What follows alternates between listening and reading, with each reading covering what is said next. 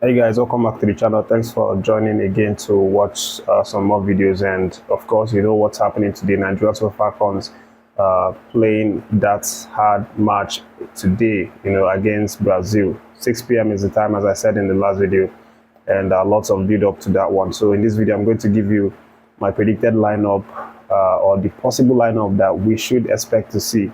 Coach Randy Wardrum obviously has some big task tonight, in terms of deciding who's going to start with. But generally, we have a really good team. We have a strong squad. We have a young team.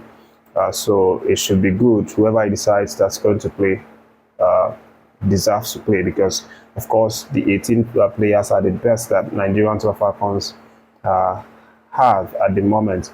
So for the predicted lineup, in goal posts, of course, we expect to see Chiamaka Nnadozie, the African best goalkeeper currently, and it's a no-brainer. She's been brilliant all through last season, even recently with Paris FC. So for me, she retains that position. And in the defensive area, I'd like to see Michelle Alozie, Oluwatosin Demehin, Osinachi Ohale, and Nicole Penn. So what this means is that I would expect to see a four back line, of these players I've just mentioned, and then four midfielders, and the likes of Deborah Abiodun, who for me is one of the first people that should be listed there. And then we have Onyi Echegini, of course, another talented midfielder, and Tony Pine, and the likes of Christy Ucheibe. So four midfielder as well,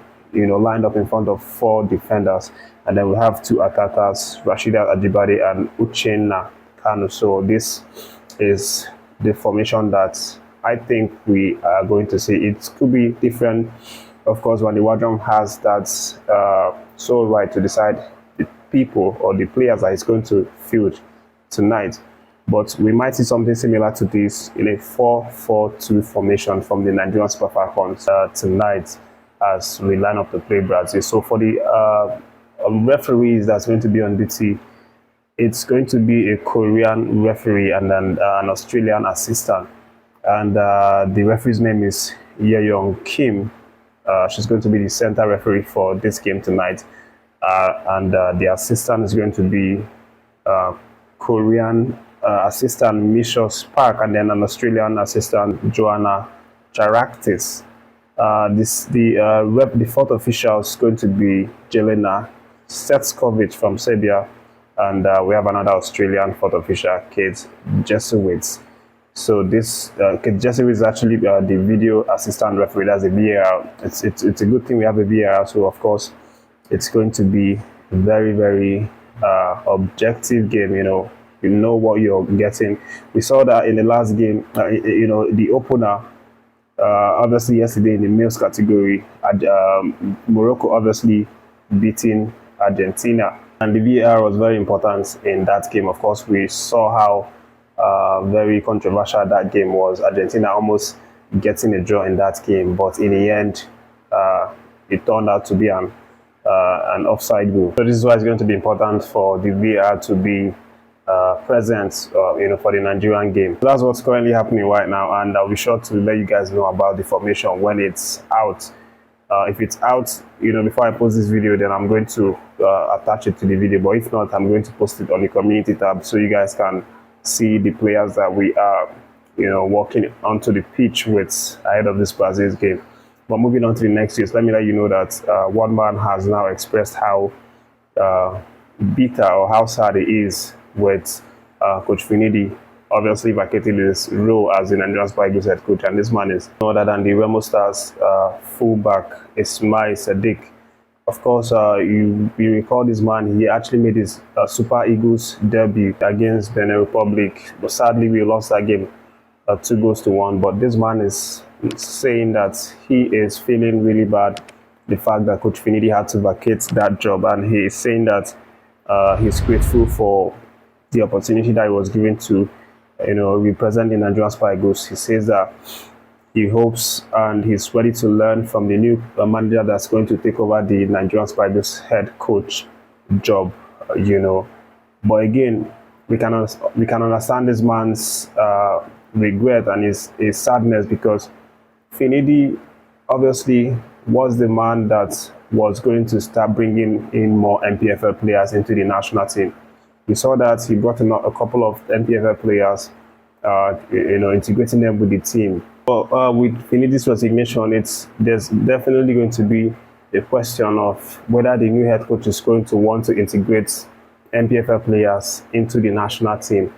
And it's not just for Ismail Sadiq. I'm sure that every NPFL player is also going to be wondering if they are going to get a chance to be called into the national team, which is something that might not happen if NFF decide to employ a foreign coach. Of course, we know how it is. Foreign coaches, they are very likely to use the players that are abroad, that are in top leagues in Europe. But you never say never. Anything is still possible, to happen, even with foreign coach being employed.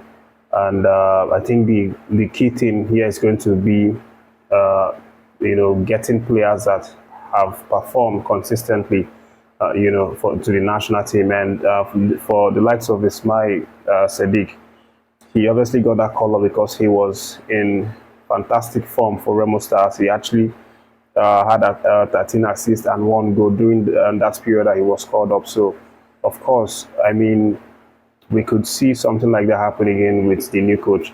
I have some new information regarding what is currently happening right now. Of course, we know we are still waiting for NFF to appoint a new coach for the Nigerian Super Eagles after Finidi left that role vacant. But one NFF official has spoken to the media anonymously, and from what he said, we could gather that NFF actually had a bit of a challenge, with the appointment of the new coach, because he has now clarified that the first choice of the NFF for this job was actually demanding for 300 million naira and a month, 300 million naira a month, and that it was a no for them. It was too much.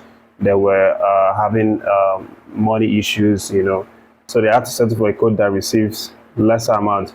And of course, when you hear 300 million naira, what goes to your mind is that Harvey Renaz was obviously the person that they were trying to get, because of course I said it on this channel that his salary per month is $180,000.